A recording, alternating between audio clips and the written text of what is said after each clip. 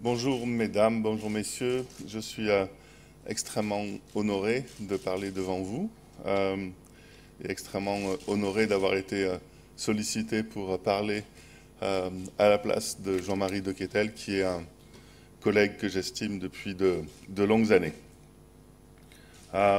J'ai donc changé mon propos. Je devais faire une intervention courte en deuxième partie de matinée. Je vais faire une intervention un peu plus longue et je vais essayer qu'elle ait une portée introductive, ce que n'avait pas mon intervention au départ. Je vais donc d'abord essayer de vous présenter le point de vue et les méthodes que j'utilise, essayer de ensuite les points 2, 3 et 4, vous parler d'idées pédagogiques innovantes et d'essayer d'évaluer en quoi ces idées générales en pédagogie sont innovantes et efficaces pour améliorer l'enseignement et l'apprentissage. Je ferai ensuite, dans le point 5, un plan sur des connaissances que nous avons en pédagogie et qui améliorent la qualité de l'enseignement et de l'apprentissage, parfois en étant innovantes, parfois sans être innovantes. Et je conclurai par un plaidoyer pour le soutien à l'innovation, notamment à l'innovation locale qui se fait dans les écoles, dans les lycées, par des équipes. L'innovation, c'est une nouveauté, c'est une nouvelle façon de faire les choses, et donc en pédagogie, c'est une nouvelle façon d'enseigner, une nouvelle façon de faire apprendre. Quand on étudie la littérature sur l'innovation pédagogique, on entend parler d'innovation pédagogique pour trois raisons différentes. D'abord, à l'intérieur d'un système, quand l'environnement du système change, la société autour de l'école change, la technologie autour de la société change et l'école a besoin de changer parce que son environnement change.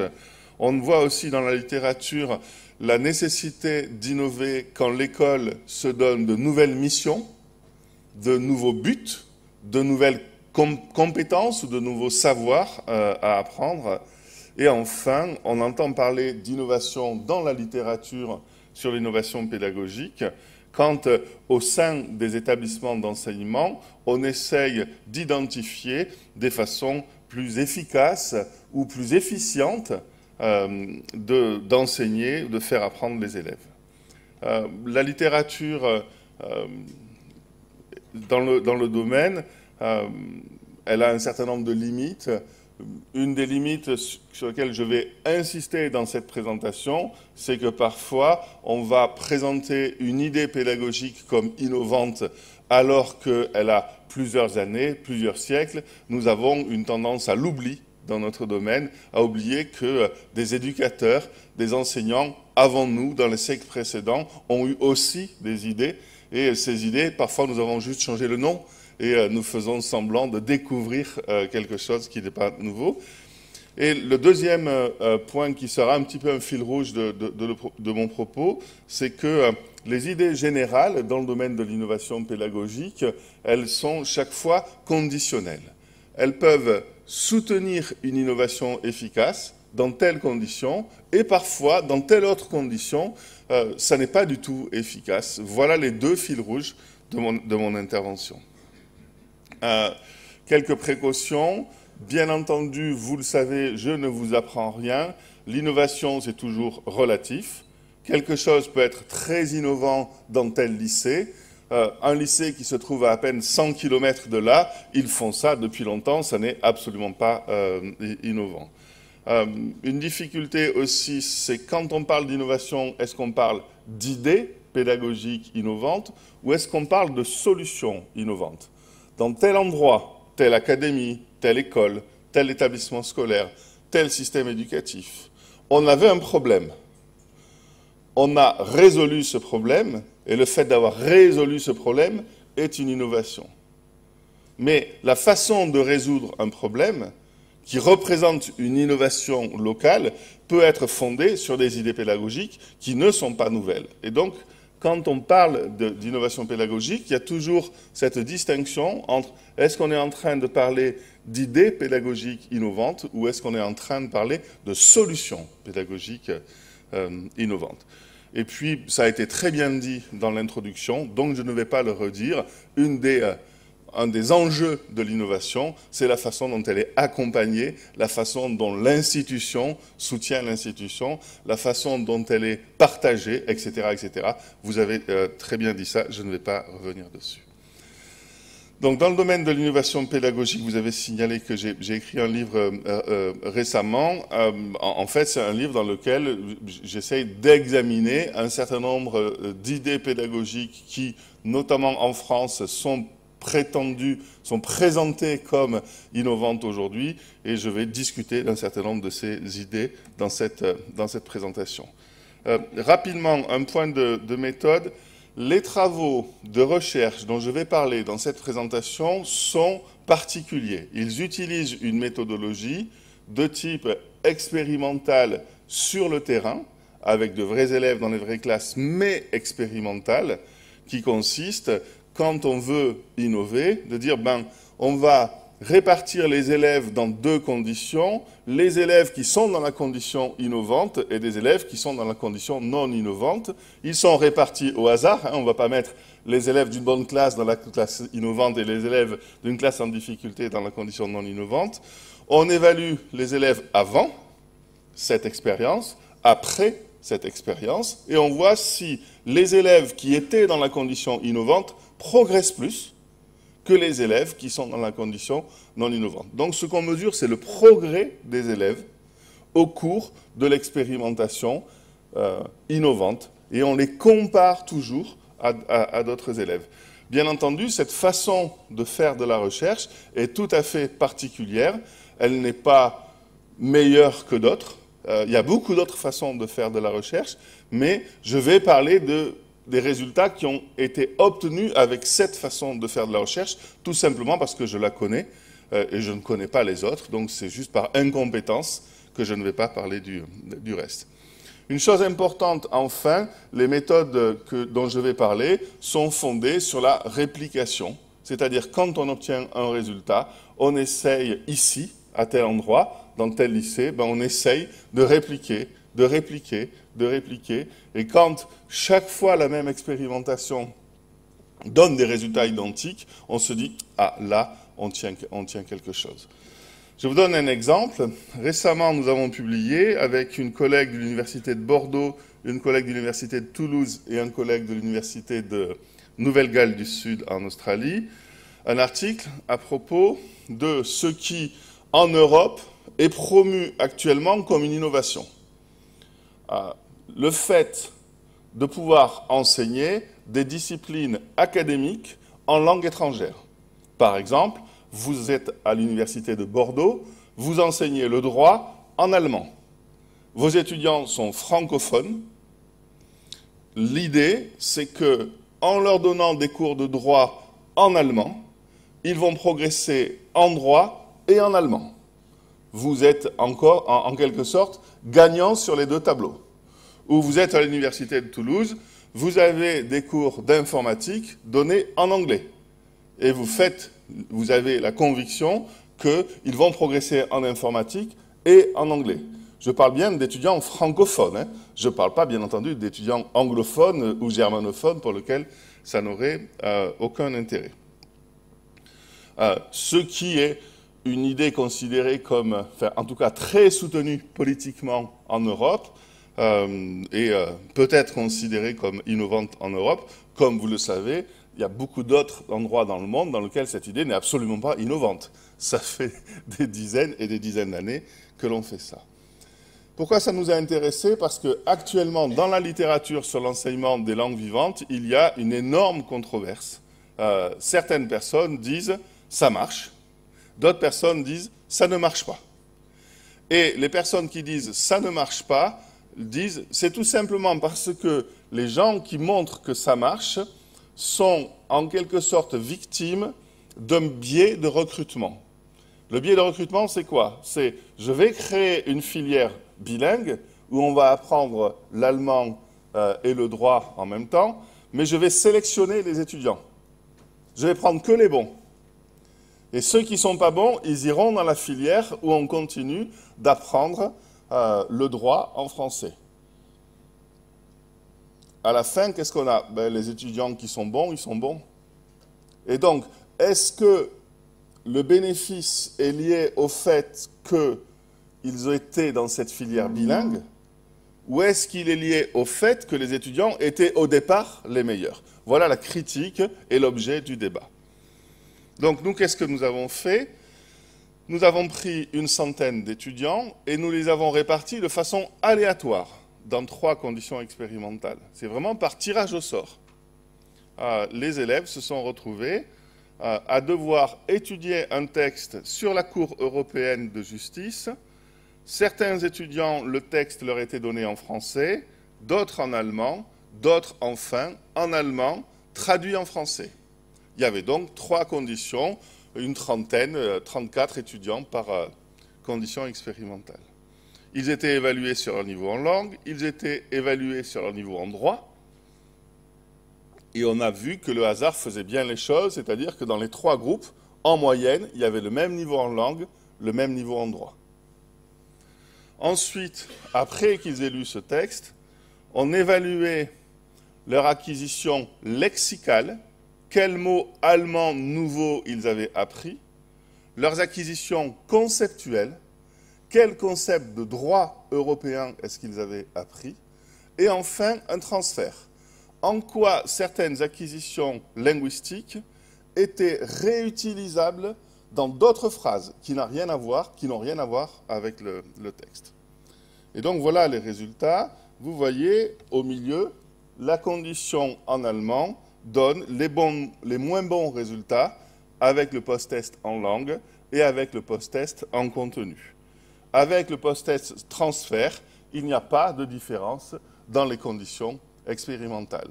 Donc vous voyez que c'est difficile de progresser en allemand et en droit en même temps. Pourquoi? Parce que ce ne sont pas des étudiants germanophones, ce sont des étudiants qui apprennent l'allemand.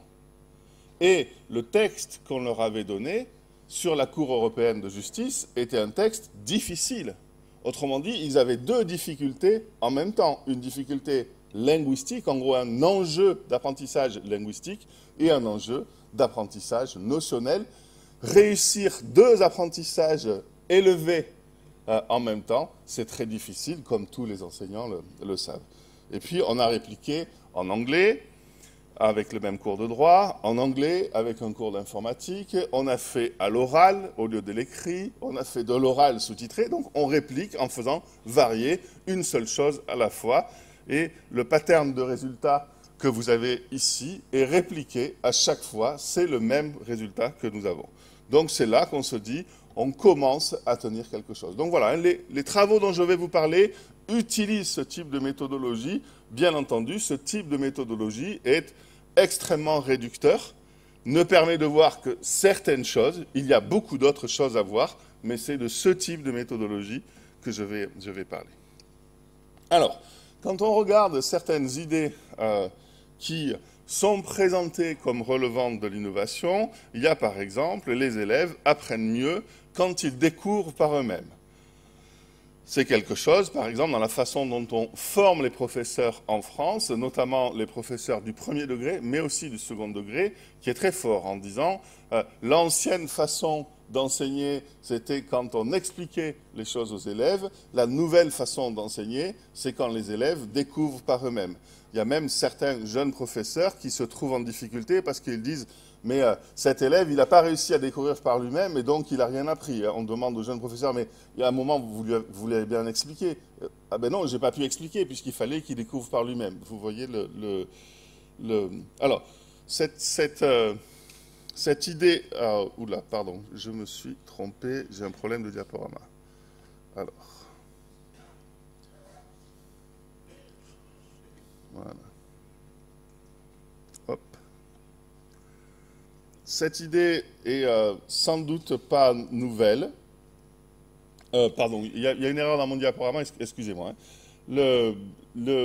L'idée est que découvrir par soi-même, c'est sans doute depuis 2500 ans qu'on entend parler de ça. Si vous lisez l'introduction du Ménon de Platon, la façon dont Platon pose le problème à Socrate, c'est ça. Il existe plusieurs façons d'apprendre. Une, c'est l'exercice, et une, c'est découvrir par soi-même, prendre conscience de ce qu'on sait. Donc, c'est absolument pas une idée nouvelle. En France, on a des auteurs qui, depuis des siècles, défendent de façon brillante cette idée. Et cette idée, elle est tellement puissante que même dans des expérimentations animales, elle fonctionne. Vous connaissez les expériences sur les rats dans les laboratoires. Si vous mettez un rat dans un labyrinthe dans lequel vous le guidez complètement, c'est-à-dire il n'a rien à explorer pour trouver la nourriture, contre un rat que vous mettez dans un labyrinthe où il peut explorer, c'est-à-dire qu'il peut se perdre et se retrouver, le jour où vous mettez ces rats dans un nouveau labyrinthe, c'est le rat qui aura découvert, qui aura exploré, qui saura faire face à la nouveauté. Celui qui a été guidé ne sait pas faire face à la nouveauté. Donc c'est une idée extrêmement puissante, tellement puissante qu'elle semble fonctionner pas que chez nous, mais elle serait absolument, comment dire, intrinsèque à l'apprentissage. Apprendre, c'est explorer et découvrir.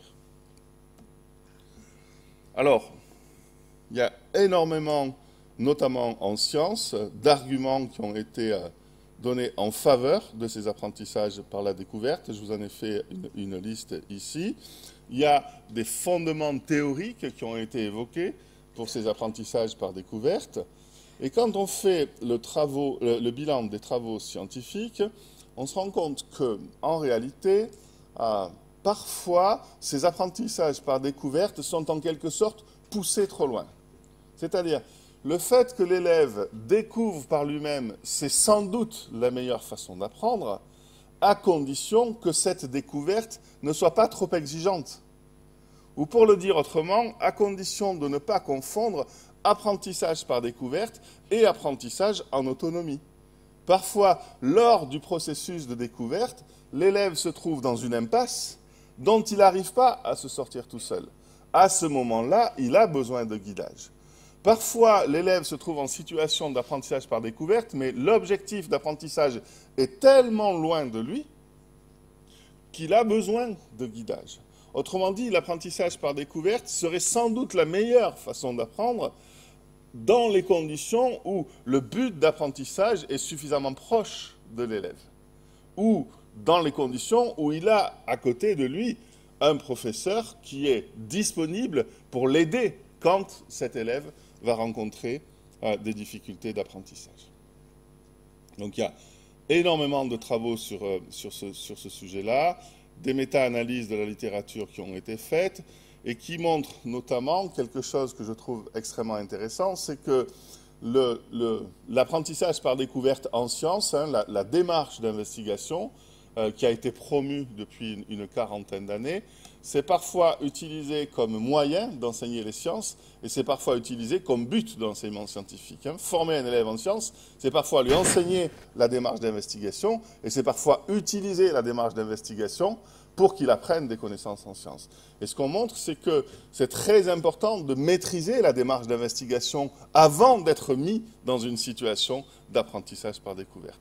Et c'est souvent des enseignements structurés de la démarche d'investigation qui permettent ensuite un meilleur apprentissage des connaissances en sciences. Voilà, je vais très très vite, mais simplement pour vous dire que dans ce domaine, en France, nous venons de finir une étude expérimentale à grande échelle où des enseignants, 67 enseignants sont formés à l'enseignement des sciences avec la démarche d'investigation, 67 enseignants ne sont pas formés à la démarche d'investigation. Les enseignants sont tous volontaires et ils se retrouvent dans la condition formée ou dans la condition non formée par tirage aléatoire. Et pendant 3 ans, on va mesurer le niveau des élèves en sciences, des professeurs qui ont été formés et des professeurs qui n'ont pas été formés. Donc, la démarche d'investigation, le fait de faire découvrir, c'est sans doute une des meilleures façons d'apprendre, mais le processus de découverte, il a intérêt à être enseigné. Ce n'est pas quelque chose qui relève de l'autonomie ou de l'improvisation. Et ce n'est sans doute pas en imitant la façon dont les scientifiques font de la science qu'on apprend la science, mais en étant guidé dans un apprentissage scientifique qu'on peut apprendre la science. Alors, je reviens à mon diaporama. Donc, vous avez compris l'erreur. Hein. Maintenant, je vais faire le point 3. Les élèves apprennent mieux en groupe et j'ai besoin de récupérer mes diapos qui sont au début. Je vais faire comme ça.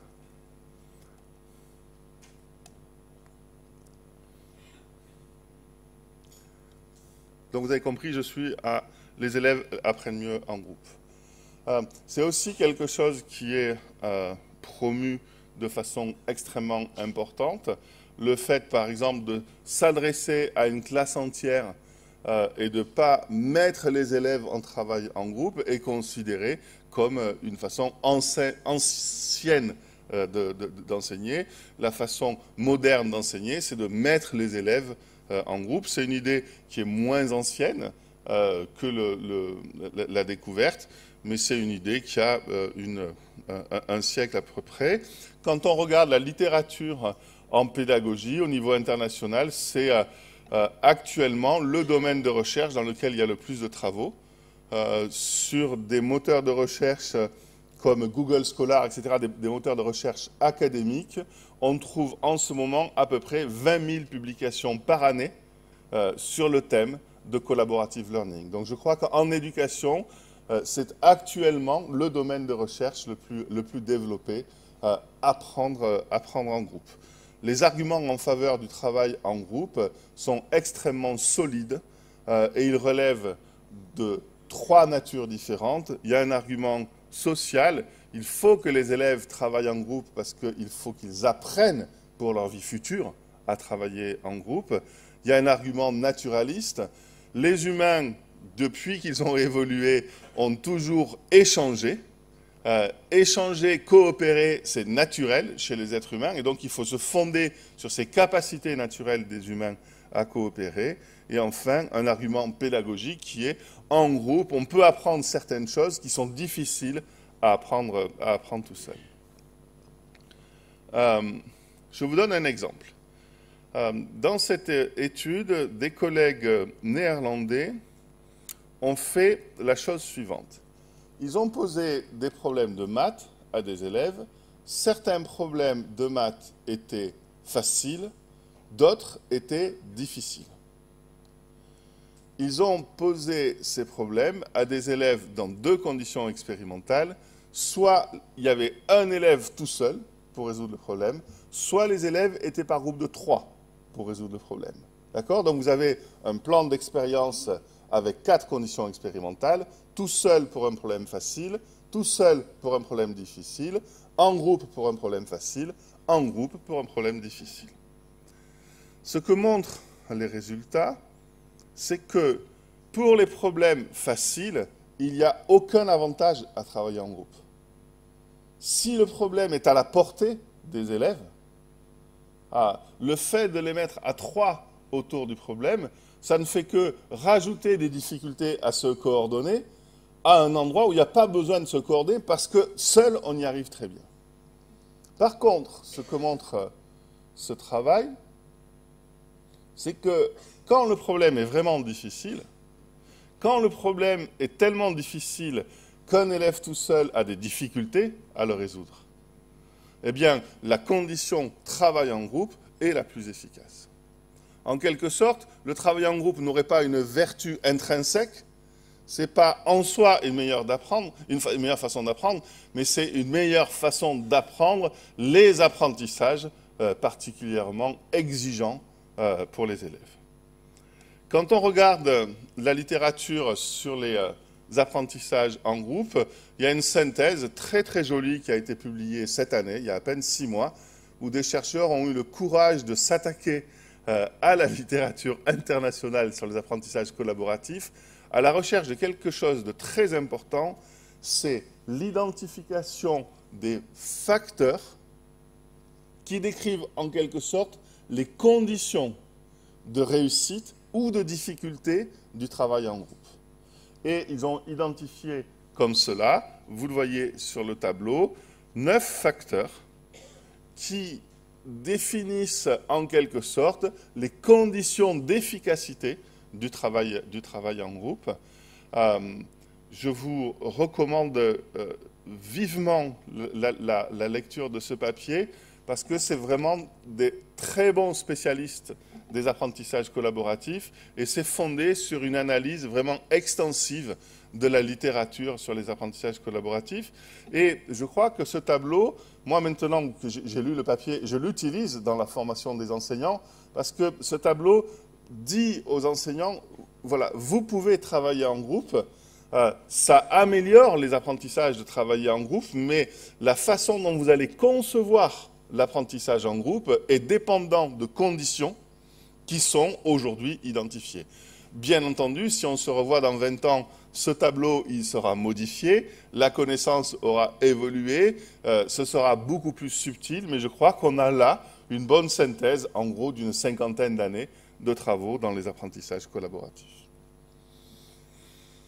Donc, pour conclure, vous voyez que l'apprentissage en groupe, ça peut à la fois faciliter, améliorer l'apprentissage quand il est exigeant et rendre l'apprentissage inutilement difficile quand il est à la portée de l'élève tout seul. Alors, je reprends mon diaporama à l'endroit et j'en viens enfin à voilà, quelque chose qui est actuellement promu pas mal chez nous en Europe, mais c'est le cas un peu partout, la classe inversée. C'est en effet une idée qui a été promue de façon très vigoureuse depuis une dizaine d'années. Ça consiste en gros à inverser le schéma classique qui est on fait le cours en classe et puis des exercices d'application après le cours qui sont faits à la maison en disant finalement on peut préparer le cours à la maison, par exemple en prenant connaissance d'un contenu avec une vidéo, un texte, une tâche de recherche documentaire et c'est cette préparation du cours qui sera ensuite exploitée en classe avec les élèves. Cette façon de voir la pédagogie est un peu simple. Hein. Bien entendu, toutes les situations d'enseignement ne sont pas cours puis exercices d'application. Il y a beaucoup d'autres façons de voir, mais c'est une idée qui est quand même intéressante. Je crois que c'est une pratique qui n'est pas forcément très nouvelle. Au Moyen-Âge, en France, par exemple, il y avait la pratique de la lecture qui était faite, et ensuite l'explication, la dispute et la conclusion. Et le scénario pédagogique typique ressemblait fort à ça. Hein. On lit d'abord, et ensuite, sauf qu'à l'époque, ce n'était pas possible de donner un livre à chacun des élèves, et donc c'était le professeur en chaire qui faisait la lecture, et ensuite il y avait les trois phases de l'enseignement. C'est un domaine que je voulais évoquer surtout par le fait que c'est une innovation pédagogique qui est, pour l'instant, assez peu l'objet d'études expérimentales comme je vous l'ai présenté. Vous voyez, des études où on dirait, on a pris des élèves et de façon aléatoire, on en a mis certains dans la condition apprentissage en classe inversée et d'autres apprentissage de façon ordinaire. On trouve quasiment pas d'études expérimentales. On en trouve une à l'heure actuelle, mais c'est une étude dans laquelle les variables ne sont pas bien contrôlées. Donc voilà, c'est un domaine dans lequel, pour l'instant, on peut dire, ouais, il y a des idées intéressantes, il y a des idées prometteuses, mais pour l'instant, on ne sait pas quoi conclure de l'efficacité de cette façon de faire.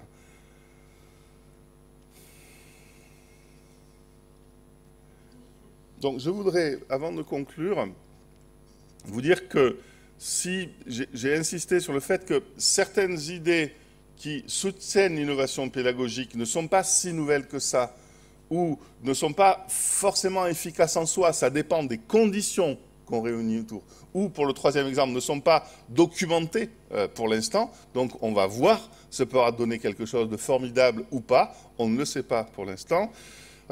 Se porte cette analyse critique, non pas de l'innovation pédagogique, hein, mais des idées qui parfois soutiennent certaines innovations pédagogiques, je voudrais contrebalancer ça avec le fait que, par ailleurs, en dehors des recherches dont je viens de vous parler, ben, dans la recherche en pédagogie, ben, nous accumulons des connaissances. Je ne suis pas du tout en train de dire on ne sait rien, il n'y a rien qui marche, ou tout est relatif, c'est absolument pas ça.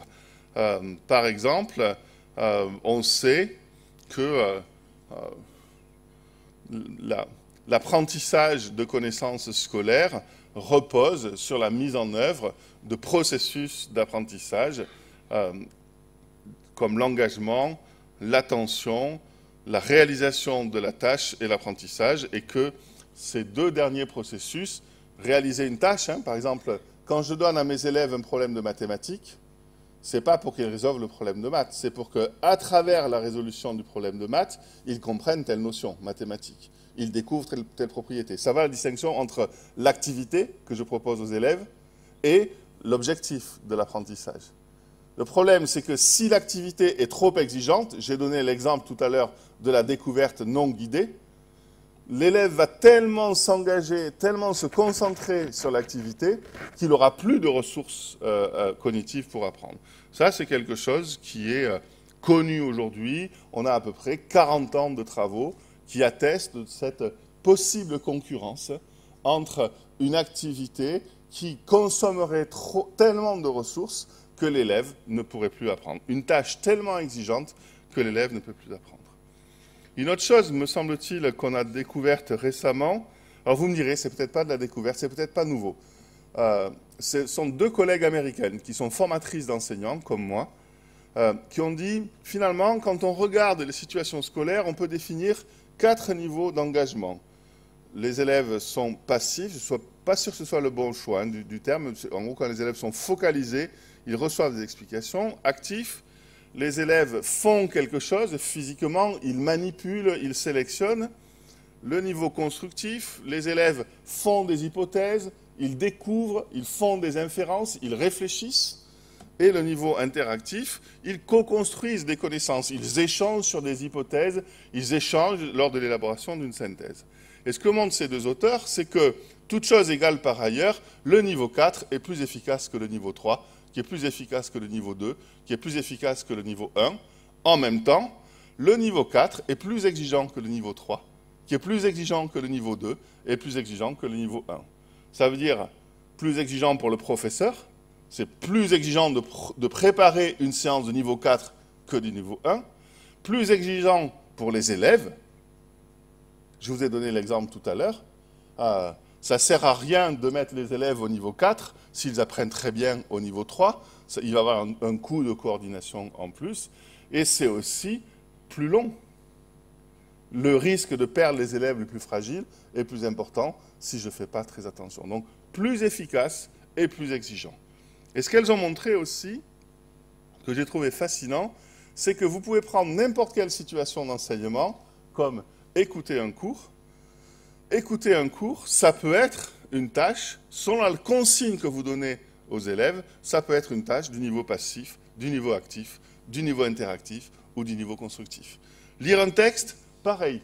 Vous pouvez engager vos élèves au niveau 1, au niveau 2, au niveau 3, au niveau 4. Je ne sais pas si c'est nouveau, ça, comme connaissance. J'ai l'impression que ça, chaque professeur fait ça tous les jours dans sa classe. Se demander, qu'est-ce que je vais faire aux élèves? Ce qui est nouveau, c'est la façon dont ces deux auteurs ont présenté le problème. Elles ont dit, finalement, dans une situation d'enseignement, il y a 2 dimensions. La tâche, ce que je fais faire aux élèves, et l'engagement. La façon dont je vais les investir dans la tâche. Et ces 2 dimensions sont orthogonales. Toutes les combinaisons sont possibles. Et ça, moi, franchement, ça m'impressionne. Qu'il ait fallu attendre 2014 pour que des gens disent quelque chose d'aussi simple que ça, d'aussi basique, d'aussi fondamental que ça. J'ai de la peine à appeler ça de l'innovation, mais si, c'est une innovation. C'est une innovation conceptuelle. Hein, ça nous permet de réfléchir à ce que c'est une classe d'une façon beaucoup plus simple qu'auparavant.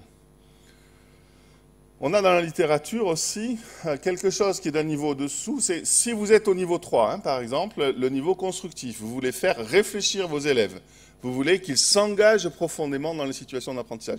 Eh bien, vous avez toute une littérature qui vous dit, voilà les techniques qui permettent d'engager les élèves au niveau 3. Et sur chacune de ces techniques, eh bien, il y a de la littérature et il y a des études qui montrent à quel point telle technique permet ou pas d'améliorer les apprentissages. Il y a d'autres choses, par exemple, le problème résolu. Le problème résolu, quand il a été découvert, c'était en 1985-86. C'est un collègue australien, John Sweller, qui a eu l'idée complètement folle de dire, en mathématiques, au lieu de donner aux élèves un problème à résoudre, je vais leur donner un problème résolu. Et au lieu de leur dire, voilà, il faut trouver la solution du problème, je vais leur dire, voilà, étudie la solution du problème. Quand il a essayé de publier ce papier, il n'y a aucune revue qui a voulu de ce papier. Finalement, il y a une revue qui a fini par accepter le papier grâce à un reviewer qui a dit « Il est bizarre ce résultat, il faut publier le papier ». Ce reviewer, c'était Herbert Simon, le prix Nobel d'économie, qui a vu qu'il y avait quelque chose. Depuis ces années-là, on en est à 300 réplications de cet effet. Pourquoi? Parce que quand cet effet a été répliqué en mathématiques, les gens de sciences physiques ont dit « Non, non, mais ça marche en maths, en sciences physiques, ça ne marchera jamais ». Donc il a fallu répliquer en sciences physiques, il a fallu répliquer en sciences de la vie et de la terre. Il a fallu, pareil, en français, en production écrite. On met les élèves dans deux conditions. Des élèves qui doivent écrire une dissertation, puis une deuxième dissertation. D'autres élèves, ils doivent d'abord étudier une dissertation et ensuite écrire une dissertation. Eh bien, c'est toujours les élèves du deuxième groupe qui produisent la meilleure dissertation. Est-ce qu'on peut appeler ça quelque chose d'innovant? Je ne crois pas. Ici, vous avez des tablettes qui ont été traduites récemment. Ce sont des tablettes qui ont plus de 4000 ans. Et ce que vous trouvez sur ces tablettes, ce sont des problèmes de maths résolus. Des problèmes de maths avec une explication de la solution. Donc, je ne prétends absolument pas que cette idée du problème résolu soit neuve. Je peux vous dire, en revanche, que dans le contexte de la communauté des enseignants de mathématiques, quand ce résultat est arrivé au milieu des années 80, c'était vraiment un bouleversement. Il est arrivé dans un contexte dans lequel personne ne voulait entendre parler de problèmes résolus. Bon, je vais passer là-dessus. Une autre chose qu'on sait, qui est sans doute un des facteurs les plus importants pour la réussite des élèves, c'est l'importance de l'évaluation. L'importance de l'évaluation formative, c'est l'importance du retour qu'on fait vers les élèves. L'élève, on lui a donné un problème, il a fait une erreur dans la résolution du problème. Quel retour on fait? Quel message on lui envoie sur la façon dont il a produit cette erreur? C'est ça les recherches sur le feedback. On s'intéresse au contenu du message évaluatif qui est donné aux élèves, et on sait aujourd'hui que c'est sans doute un des facteurs les plus décisifs dans la réussite des apprentissages. C'est un domaine qui est extrêmement documenté. J'ai listé ici quelques-unes des choses que l'on sait sur le retour. Voilà, pour conclure, je crois que je suis vraiment un militant. Là, j'ai du mal à vous parler comme scientifique parce que j'ai été responsable à l'école supérieure du professorat de Toulouse, de l'innovation et de la recherche. Donc voilà, là, c'est vraiment comme militant que je vous parle. Je suis vraiment un militant de on va dire de la confiance.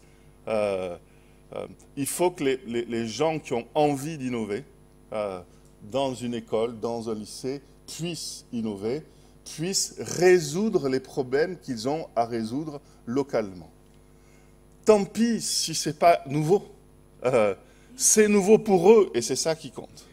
Tant pis si c'est une vieille idée, c'est nouveau pour eux et c'est ça qui compte. Et ils ont résolu le problème parce que ce sont eux finalement qui connaissent mieux leurs élèves, les conditions d'enseignement, etc. Et les degrés de liberté, les domaines dans lesquels on peut trouver des solutions sont importants. On peut jouer sur le temps, sur l'espace, sur l'engagement, etc. Donc je crois que pour innover, ce qui est important, c'est de partager des connaissances, de partager des méthodes, pas tellement des solutions, parce que finalement, la solution qu'a trouvée ce lycée, qui est à 100 km du mien, c'est une solution qui est très particulière, peut-être que cette solution, elle n'a aucune pertinence dans mon lycée, qui a des élèves différents, qui travaillent dans des conditions différentes, etc. Et donc, je crois que c'est pour ça que des moments comme aujourd'hui, où on va partager des connaissances, on va partager des méthodes, sont des moments très importants. Après, c'est vraiment la confiance dans les équipes, localement, et l'évaluation, c'est-à-dire l'innovation qu'elles ont faite, est-ce que ça améliore réellement l'apprentissage et l'enseignement, qui sont les choses les plus importantes. Voilà, c'était militant, la conclusion, mais je n'ai pas pu m'en empêcher. Je vous remercie.